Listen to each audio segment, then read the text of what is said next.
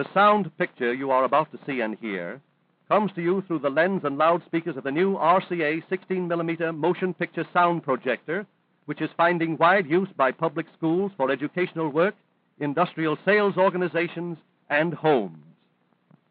This RCA projector and its sound equipment were developed by the same engineers responsible for the marvelous lifelike sound in the world's largest theater, the Music Hall. RCA Photophone sound is used in over 6,000 movie theaters in the United States and throughout the world. Here is an actual picture of sound photographed on film through the use of the RCA Photophone ultraviolet light recording equipment. Major movie producers in Hollywood and throughout the world use RCA recording equipment to photograph high-fidelity sound on film. Whenever you need any motion picture sound projection or recording equipment, look to RCA, the largest sound organization in the world.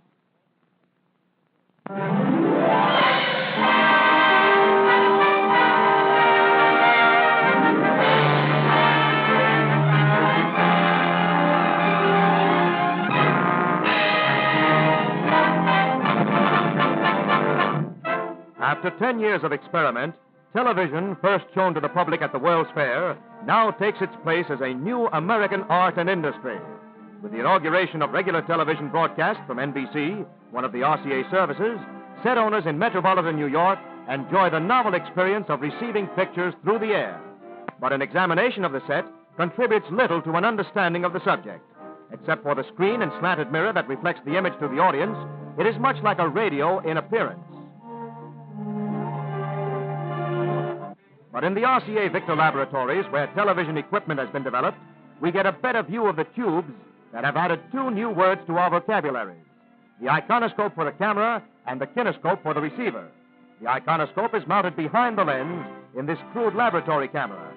The lens focuses the image of the experimental chart upon a metal plate in the tubes, and the iconoscope turns the image into electricity. In a nearby laboratory receiver, the kinescope tube is inserted. This tube receives the electrical impulses created in the iconoscope tube and recreates the image. As the tube is turned on, we see the pattern of the scanning beam of electrons that moves back and forth across its face over 13,000 times a second and carries the electrical impulses that create the picture. In the laboratory, the iconoscope and kinescope are connected by wire. But in actual broadcast, the NBC television transmitter atop the Empire State Building sends the program out from this antenna by imposing it on a very short radio wave, which acts as a carrier for both the picture and sound. These short radio waves travel only in a straight line and cannot follow the Earth's surface. Therefore, the limit of television is the distance from the antenna to the horizon.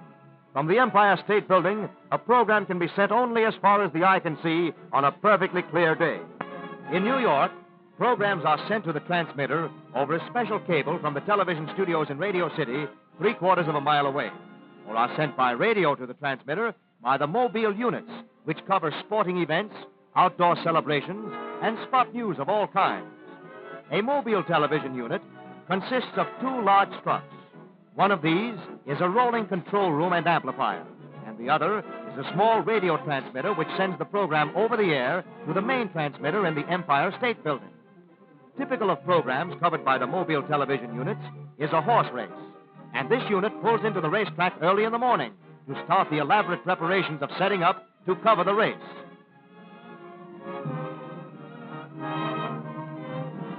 In the rear of one truck are reels of the special coaxial cable that carries the picture from the camera to the trucks. While this is dragged out, engineers raise the antenna on top of the truck from which the program will be broadcast, and the cameramen set up the portable iconoscope camera atop the grandstand. Inside the truck, the equipment is tested, and the coaxial cable is raised to the roof of the stand to connect camera and trucks. With a connection made, the camera is turned on for a test, and engineers stand by as race time approaches. Then on top of the stand, announcer Clem McCarthy takes his place beside the television camera, and the program goes on the air. Judge Hasten on the extreme outside keeps stepping out of his stall, delaying the start as the 12 thoroughbreds line up at the gate.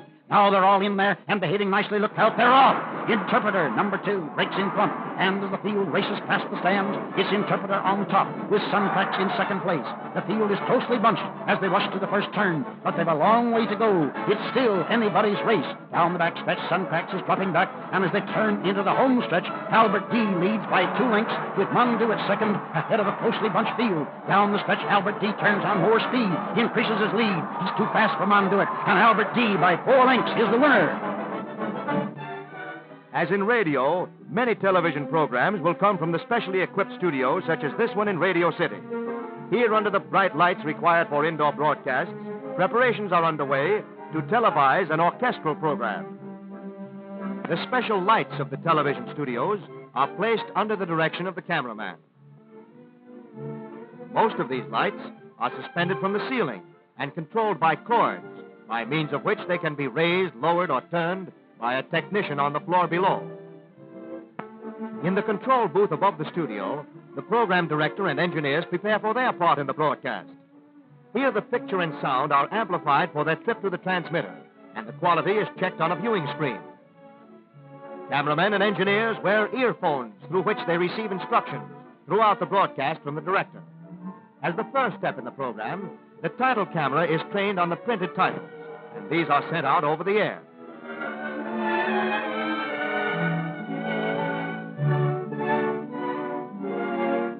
Then, at a signal from the director, the television broadcast gets underway.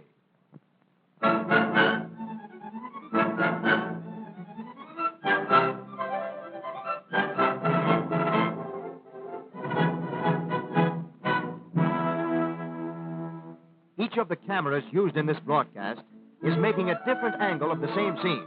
This long shot camera is permanently placed to get a view of the entire orchestra.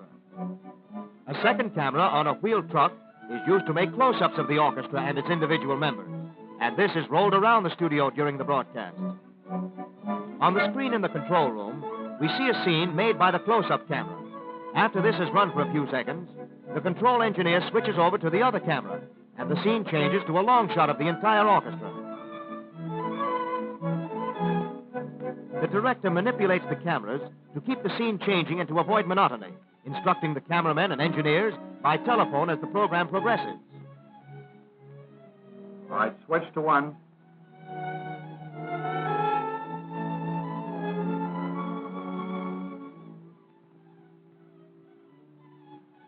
Now roll into a close-up of the string section.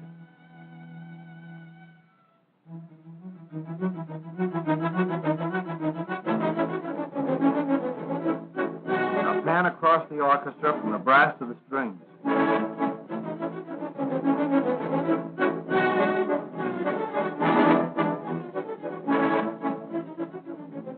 Now back to your original position and pan over to include the conductor.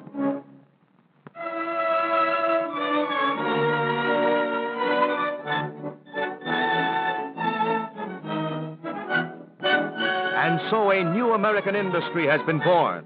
Television is taking its place as another important and vital contribution to our daily lives. It is a modern miracle, a new public service produced by combining RCA laboratory science with manufacturing skill. The research problem of yesterday is the radio marvel of today. Another milestone of progress has been passed, and science has made a reality of the age-old dream of pictures from the sky.